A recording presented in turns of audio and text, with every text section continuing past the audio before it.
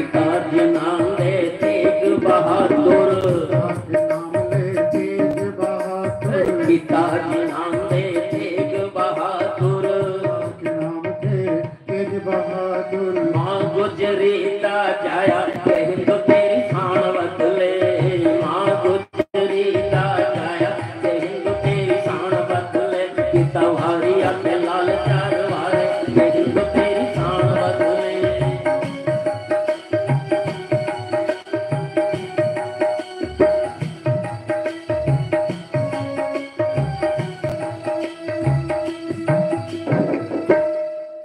ऐसे हमारे सिख गुरुओं के कारण सनातन बचा हुआ है। लेकिन आज देखिए कुछ मुट्ठी भर लोग पाकिस्तान के बहकावे में आकर के हमारे सिखों को बहकाने में लगे हैं। अरे भाई सिख तो सनातनी है, हम भी सनातनी है। हरिद्वार में जाकर के देखिए आप, पंजाब सिंध क्षेत्र एक धर्मशाला है, वहां जाकर के देखना, भीमगोड़ा हरिद्वार, पंजाब सिंध क्षेत्र उसका नाम है। वहां मंदिर है, गुरुद्वारा है, गुरुद्वारे में मंदिर है, मंदिर में गुरुद्वारा है। अरे भाई जो पाकिस्तान के बहकावे में आ रहे हैं ना, वो जाकर के तो देखे वहां कि हिंदू और सिख कितना मिले हुए हैं और उनकी कुछ चल नहीं पा रही है। ये गुरु नानक देव और उनके द्वारा चलाए गए इस अभियान, सनातन की रक्षा के अभियान की कथा। और उसके बाद में स्वामी विवेकानंद आए। गुलाम थे हम अंग्रेजों के गुलाम थे। शिकागो में धर्म संसद हुआ। विवेकानंद जी ने कहा कि अगर भारत का प्रतिनिधित्व नहीं हुआ तो काय का धर्म संसद है। और वो अनाहूत सपूत के रूप में, संस्कृति के सपूत के रूप में वहां जाने लगे। और सबसे पहले वो पहुंचे कन्याकुमारी। कन्याकुमारी में एक चट्टान ने उन्हें ऐसा आकर्षित किया कि वो समुद्र में कूद पड़े। उत्ताल तरंगों से लोहा लेते हुए, तैरते हुए उस चट्टान पे पहुंच गए। वहां चट्टान पर उन्होंने एक चरण चिन्ह के दर्शन किए और चरण चिन्ह में जैसे ही दर्शन हुए उनकी आंखें बंद हो गई और भगवती दुर्गा के उन्हें दर्शन हुए, कन्याकुमारी के दर्शन हुए। और उस ध्यान में जो उन्हें ज्ञान आया, उस ज्ञान को उन्होंने शिकागो में जाकर के प्रस्तुत किया और सनातन के डंके चारों ओर बजा करके और आए भारत में। वो हमारे स्वामी विवेकानंद जी सरस्वती। और अब समय आता है हमारे समय में स्थिति ऐसी आ गई थी कि लोगों को हिंदू कहने में शर्म आने लगी थी। हिंदू कहने में शर्म आने लग गई थी। कोई मुल्ला जी निकलते थे तो उनसे बड़े जोर से कहते थे सलाम वालेकुम। लेकिन कोई पंडित निकलता था ना तो कोई मुल्ला ये आज भी नहीं बोलता, कल भी नहीं बोलता था। हमारे मंदिरों में रघुपति राघव राजा राम अल्लाह ईश्वर तेरो नाम मंदिरों में सुनने को मिल जाएंगे, लेकिन आज तक किसी मस्जिद में नहीं मिला। वो भाई हैं और हम चारा हैं, ऐसा चलता रहा दशकों तक। जो हमारी एज वर्ग के व्यक्ति हैं, आयु वर्ग के व्यक्ति हैं, उनको ध्यान होगा कि 80 से पहले, ज्यादा पुरानी बात नहीं, 80 क्या आप 84 भी कहोगे तो चलेगा। 80 से पहले कोई अपने आप को राम राम करने में शर्म आती थी। कोई राम राम करता था ना तो ये समझते थे अरे इसमें फिल्मों का भी बहुत बड़ा योगदान रहा है, क्योंकि इसमें फिल्मों में क्या है अधिकतर विलेन चोटी वाले को बताया गया है, विलेन तिलक वाले को बताया गया है। जो विलेन होता था ना त्रिपुंड लगा करके और बड़ा पंडित बन करके उसको विलेन बनाया जाता था, सेठ को बनाया जाता था और मुल्ले को बड़ा सभ्य और सज्जन व्यक्ति बताया जाता था। और हमने भी वही सीख लिया। तो राम राम करने में हमें शर्म आने लग गई। और हद तो तब हो गई जब हमारे प्रधानमंत्री ने ये कह दिया कि मैं हिंदू तो हूं, लेकिन दुर्भाग्यवश तो जैसा राजा वैसी प्रजा। तब फिर 1925 में एक बीज पड़ा, राष्ट्र रूप शिव के मस्तक पर भागीरथ गंगा लाए,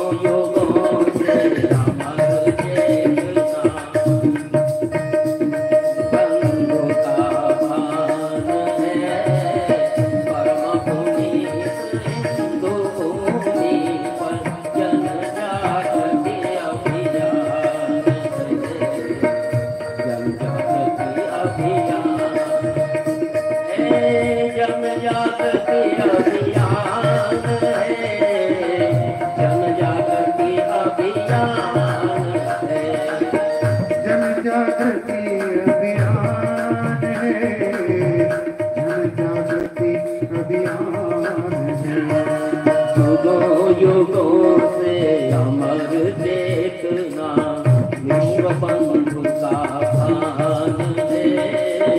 परम पुनीत हिंदू भूमि पर जन जागृति अभियान है, जन जागृति अभियान।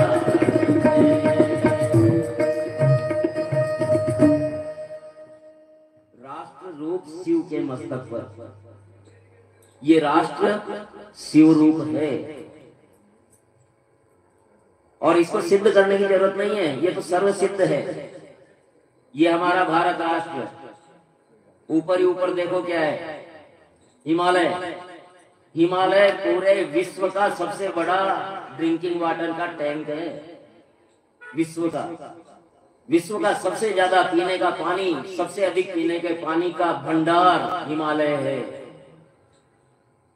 और शिव के मस्तक पे क्या है बोलिए, गंगा। शिव के मस्तक पर गंगा है और हमारे राष्ट्र के मस्तक पर भी। तो ये राष्ट्र शिव रूप है, शिव के जटाएं हैं। तो ये जो अनेक जंगल है ना, वो भोलेनाथ की जटाएं हैं। ये पेड़ पौधे वगैरह जो भी है, ये भगवान भोलेनाथ की जटा है। और इसीलिए कहते हैं कि जंगल को जो विनाश करता है, हमारे शास्त्रों में आगे आएगा, बहुत बड़ा अपराध है किसी हरे पेड़ को काट देना। एक हरे पेड़ को काट दिया, इसका मतलब उस पेड़ पर कितने जीव जंतु आश्रय लिया करते हैं, कितने लोग उसकी छावों में बैठा करते हैं, कितने लोग, कितने कीड़े मकोड़े उसमें पला करते हैं। और आपने काट दिया,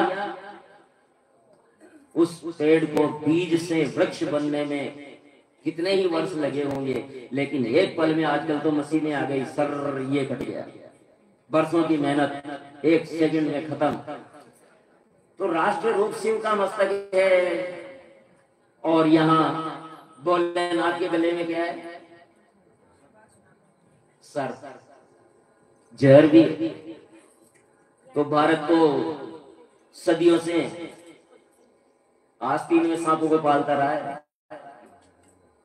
भारत ने तो सांपों को पाला है, और उन सांपों की वजह से है कि हमारे देश के 3 टुकड़े हो गए। और अभी तक तो कश्मीर, अगर जो ये थोड़ा, मैं किसी का भी नाम नहीं लूंगा, लेकिन अभी जो विषय आया है ना, अभी जो समय आया है, कि ये समय अगर नहीं आता, कश्मीर से धारा 370 नहीं हटती, तो कश्मीर भी चला गया था। 2007 में हम अमरनाथ जाकर के आए थे, हर पग पे ये भय था कि कहां बम विस्फोट हो जाएगा। सैनिकों के साए में, संगीनों के साए में अमरनाथ की यात्रा हुआ करती थी। तो कश्मीर बच गया, लेकिन और भी बहुत से क्षेत्र है जो अभी बचना बाकी है। ये शिव, राष्ट्र रूप शिव के मस्तक पर भागीरथ ने तपस्या की थी और गंगा जी लाए थे, लेकिन इस राष्ट्र रूप शिव के मस्तक पर वही भगीरथ केशव माधव बनाए। और उन्होंने 1925 में एक बीज रोपा, और वो बीज आज ऐसा वट वृक्ष बना हुआ है कि पूरे विश्व में डंका बज रहा है। विश्व का सबसे बड़ा संगठन अगर है तो वो है राष्ट्रीय स्वयंसेवक संघ। और वो आज भारत में देखिए, उस ललकार का प्रताप, जब, क्योंकि हमने हिंदू कहना भूल गए थे, लेकिन हमने हिंदू कहना, गर्व से कहो हम हिंदू हैं, गर्व से कहो हम हिंदू हैं, और हमने गर्व से हिंदू कहा। तो आज राष्ट्रपति भी राष्ट्रवादी है, प्रधानमंत्री भी राष्ट्रवादी है, और जो भी है, यूपी के मुख्यमंत्री की तो क्या कहें, लेकिन इनके पैर काटने वालों की कमी नहीं है। ये तो हम जाग चुके इसलिए कुछ बिगाड़ नहीं पा रहे, नहीं तो अब तक तो कभी का चलता कर देते। तो राष्ट्र रूप मस्तक पर ये बीज आया, और फिर समय समय पर अलग अलग अभियान आते रहे राष्ट्र जागरण के लिए। ये केवल यही नहीं था कि मंदिर बनाना था अयोध्या में, मंदिर तो कभी का बन जाता, लेकिन केवल मंदिर नहीं बनाना था, लोगों के मन में मंदिर बनाना था। इसलिए हर व्यक्ति से 1.25 रुपया उगाया गया और उसको वहां जमा किया गया। आज राम मंदिर अयोध्या में अपनी भव्यता को लिए हुए खड़ा है और जितने 2-4 सालों में हज में नहीं जाते होंगे उससे ज्यादा तो 1 महीने में चले गए राम जन्मभूमि पे दर्शन करने के लिए। बोलिए राघवेंद्र सरकार की। राम जान की गंगा जल से जन जन में है ज्वार उठा। राम जान की गंगा जल से जन जन में है ज्वार उठा। जन्मभूमि अभियान अनोखे राष्ट्र धर्म हुंकार उठा। जन्मभूमि अभियान अनोखे राष्ट्र धर्म हुंकार उठा। काशी मथुरा अवधपुरी के, काशी मथुरा अवधपुरी के होने सब अपमान है। परम पुनीत हिंदू भूमि पर जन जागृति अभियान है। जन जागृति अभियान है। जन जागृति अभियान है। जन जागृति अभियान है। जन जागृति अभियान है। जन जागृति अभियान है। जन जागृति अभियान है। अभियान है। युगों युगों से अमर है विश्व बंधु का भान है। परम पुनीत हिंदू भूमि पर जन जागृति अभियान है। जन जागृति अभियान है। जन जागृति अभियान है। वंदे वंदे भारत वंदे, वंदे वंदे भारत वंदे, वंदे मातरम, वंदे मातरम, वंदे मातरम, वंदे मातरम।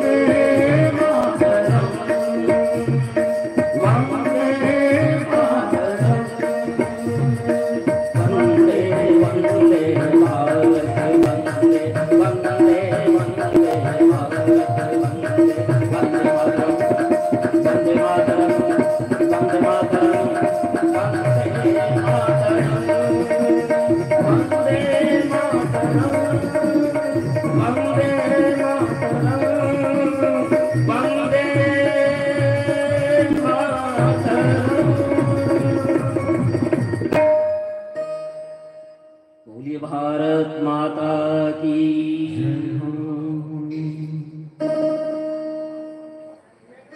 ये एक गीत नहीं था, हमारा इतिहास था।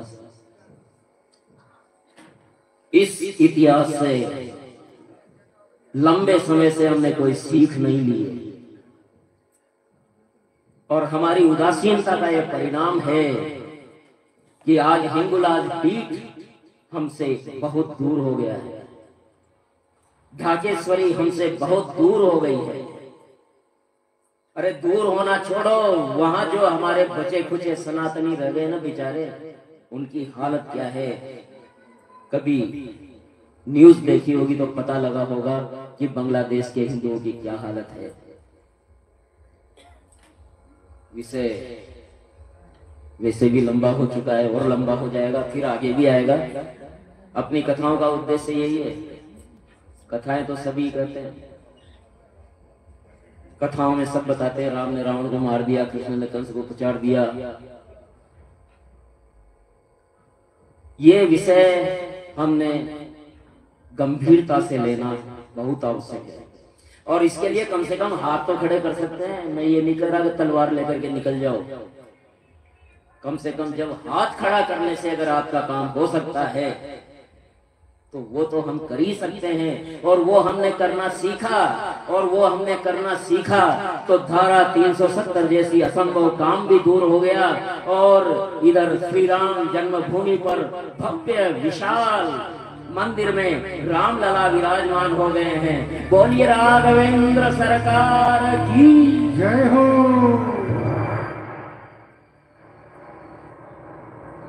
आइए श्रीमद् भागवत सप्ताह ज्ञान यज्ञ के इस महान सत्संग में प्रवेश करें। ग्रंथ के प्रारंभ में ग्रंथकार परम भागवत सुखदेव जी को प्रणाम करते हैं, और उससे पहले भगवान सच्चिदानंद को सच्चिदानंद रूपाय विश्वोत्पत्त्यादि हेतवे तापत्रय विनाशाय श्रीकृष्णाय वयं नमः।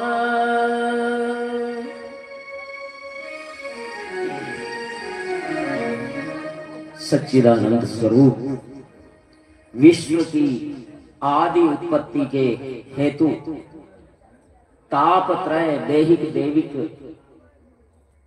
भौतिक तापत्रय विनाशाय, 3 प्रकार के तापों को विनाश करने वाले भगवान श्री कृष्ण को हम प्रणाम करते हैं। बोलिए कृष्णचंद्र भगवान की। आवाज नहीं आई? बोलिए कृष्णचंद्र भगवान की। मेरे पास ये माइक है, इसलिए मेरे धीरे बोलूंगा तो चलेगा, लेकिन आप धीरे बोलेंगे नहीं चलेगा, क्योंकि आवाज पूरे किशोरपुरा में जाना चाहिए। क्योंकि जय जय शब्द अपने आप में बहुत बड़ा मंत्र है। आज एक बहुत बड़ी बात बता रहा हूं, किसी ने नहीं बताई होगी। जय केवल 2 अक्षर, जय और ये जय। अगर आप जय बोलते हैं ना तो ये बहुत बड़ा मंत्र है। जय जय जय जय जय जय जय जय, अगर दिन भर जय जय बोलते गए ना तो आपका कितना ही कठिन काम हो सिद्ध हो जाएगा, क्योंकि जय का मतलब होता है जय। और जय जब श्री कृष्णचंद्र की हो तो फिर बात ही क्या है। इसलिए बड़े प्रेम से जब भी जय बुलाए जाए हर कंठ से आवाज निकालनी चाहिए। बोलिए वृंदावन बिहारी लाल की। ग्रंथ के प्रारंभ में भगवान सुखदेव जी का ध्यान करते हैं। ग्रंथ का यम प्रव्रजन्तमनुपेतमपेतकृत्यं द्वैपायनो विरह कातराजुहाव पुत्रेति तन्मयतया तरवोऽभिनेदु तं सर्वभूतहृदयं मुनिमानतोऽस्मि।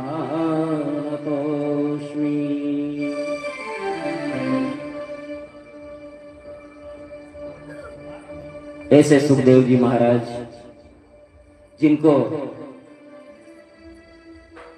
व्यास जी महाराज पीछे पीछे दौड़ रहे हैं, जन्म लेते चले गए जंगल में। 12 वर्ष में तो जन्म लिया, ये विषय बाद में आएगा, लेकिन यहाँ प्रणाम कर रहे हैं तो प्रणाम में ही व्यास जी कह रहे हैं कि 12 वर्ष में तो गर्भ से बाहर आए और आते ही जंगल में निकल गए। और व्यास जी कहते आ रहे हैं हे पुत्र, लेकिन सुखदेव जी महाराज वृक्षों से उनका जवाब दिलवा रहे हैं, हाँ पिताजी, हाँ पिताजी। तो ऐसे सर्वभूत निवास सुखदेव जी महाराज को हम प्रणाम करते हैं। बोलिए सुखदेव जी महाराज की। नेमिसे सूतमासीन मभिवाद्य महामतिं कथामृत रसास्वाद कुशल सौनको ब्रवीत्। नैमिषारण्य, शिव पुराण में बहुत विस्तृत वर्णन मिलता है नैमिषारण्य का। अपने में से बहुत से लोग जानते होंगे नैमिषारण्य को। नैमिषारण्य का नाम सुना है? अगर सुना है तो हाथ खड़ा करें। बहुत कम लोगों ने सुना है। नैमिषारण्य का मैं बता दूं कि 9 कुल के ऋषियों में ये विवाद हो गया कि ब्रह्मा बड़े, विष्णु बड़े या शिव बड़े, कौन बड़े हैं। तो फिर वो विवाद करते करते ब्रह्मा जी के पास गए और ब्रह्मा जी ने कहा कि अब किसको बड़ा बताएं। तो उन्होंने एक नीमी छोड़ी और नीमी छोड़ करके कहा कि ये जहां गिरेगी, जहां ये टूट जाएगी, उस जगह तुम्हें सूत जी महाराज आएंगे और वहां तुम्हें तुम्हारे प्रश्न का उत्तर मिलेगा। और वो नीमी टूटी वहां उत्तर प्रदेश में नैमिषारण्य में। और नैमिषारण्य में हजारों वर्षों का यज्ञ चलता ही रहा और वहां सूत जी महाराज ने प्रवचन किया और शौनकादिक ऋषियों ने श्रवण किया। शौनकादिक ऋषि प्रश्न पूछते हैं और सूत जी महाराज उसका उत्तर देते हैं। ये हमारी कथाओं की गंगोत्री है नैमिषारण्य। समझ में आ गया नैमिषारण्य का मतलब? ये नैमिषारण्य है। और वहां विश्राम के समय यज्ञ से निमट करके जब ज्ञान सत्र चल रहा था तो सूत जी महाराज को ऊंचे आसन पर बिठाया और शौनकादिक ऋषि कहने लगे, अज्ञान ध्वांत विध्वंस कोटि सूर्य समाप्रभं सूताख्या हि कथा सार ममा कर्ण रसायन। हे सूत जी महाराज, अज्ञान नाश करने में आप करोड़ों सूर्य के बराबर हैं। जिस प्रकार करोड़ों एक सूर्य ही सारे अंधकार को नष्ट कर देता है, आप करोड़ों सूर्यों की ऊर्जा रखते हैं। हे प्रभु, जिससे ज्ञान, वैराग्य और भक्ति की प्राप्ति होती हो, ऐसी कथा सुनाइए। कलिकाल में जीव असुर भाव को प्राप्त होकर के नाना क्लेशों से पीड़ित है। इनकी निवृत्ति कैसे हो? संसार में भगवत प्राप्ति का उत्तम साधन क्या है, ये हमें कहें। जब शौनकादिक ऋषियों ने ऐसा पूछा तो कहा, चिंतामणि लोक सुखम सुरद्रो स्वर्ग संपदम प्रयच्छति गुरु प्रीतो वैकुंठम योगी दुर्लभम।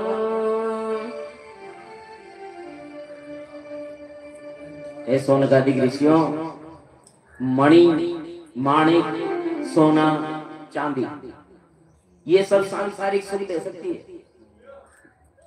कल्प वृक्ष स्वर्गीय सुख दे सकता है, किंतु गुरुदेव जो है ना, वो प्रसन्न होकर के भगवान का योगी दुर्लभ वैकुंठ धाम प्राप्त करवा सकते हैं। इसलिए गुरु महान है। मणि, माणिक, सोना, चांदी सब यहीं रह जाएगा, लेकिन गुरु का एक वाक्य व्यक्ति को वैकुंठ में अपना वास करवा सकता है। इसलिए सूत जी कहते हैं, प्रीति शौनक चित्ते थे यतो वच्मि विचार्य च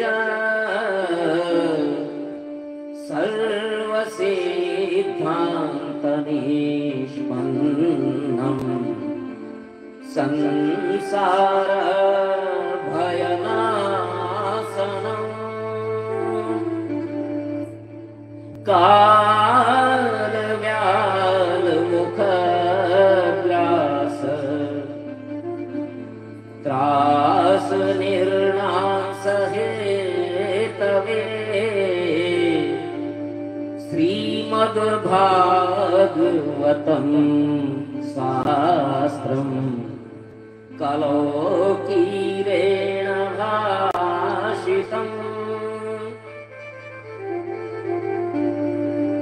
हे सोनकादि ऋषियों, मैं सर्व सिद्धांतों को निचोड़ करके और जो भगवान की प्राप्ति करने वाला है, भक्त्यो वर्धनम यच्च, भक्ति का वर्धन करने वाला जो संवाद है, कृष्ण संतोष से हेतुकम, जो भगवान श्री कृष्ण को संतुष्ट कर देने वाला श्रेष्ठ संवाद है, वो मैं तुम्हें कहूंगा, सावधान होकर के सुनो। सूत जी महाराज ने कहा है ना, सूत जी महाराज ने शौनकादिक ऋषियों से कहा है कि सावधान होकर के सुनो।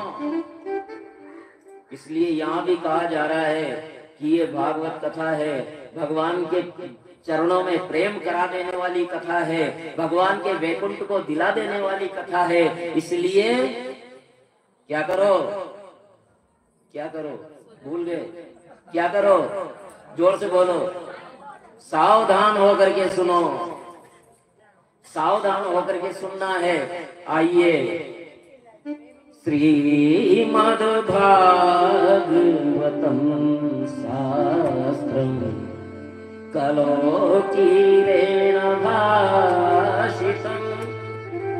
काल व्याल मुखग्रास, काल रूपी सर्प के मुख का ग्रास बने हुए हम। जिस दिन जन्म हुआ उसी दिन काल के ग्रास ने हमें डाढ़ में रखा हुआ है। कब वो मुंह बंद कर लेगा? और आजकल तो कुछ करने की जरूरत ही नहीं है, नाचते नाचते लोग जा रहे हैं, हंसते खेलते लोग जा रहे हैं। तो ये काल व्याल में हम भी फंसे हुए हैं। कभी ये काल अपना मुंह बंद कर लेगा, कुछ कह नहीं सकते। जन्म का तो हमें पता है कि फला दिन हमारा जन्म हुआ था, लेकिन ये मृत्यु में कब बदलेगा इसका हमें कुछ पता नहीं है। लेकिन ये तय है, वो साल तय है, वो महीना तय है, वो दिन तय है, वो घंटा तय है, वो मिनट तय है, और वो सेकंड भी तय है, जिस पल हमारी अंतिम सांस आएगी।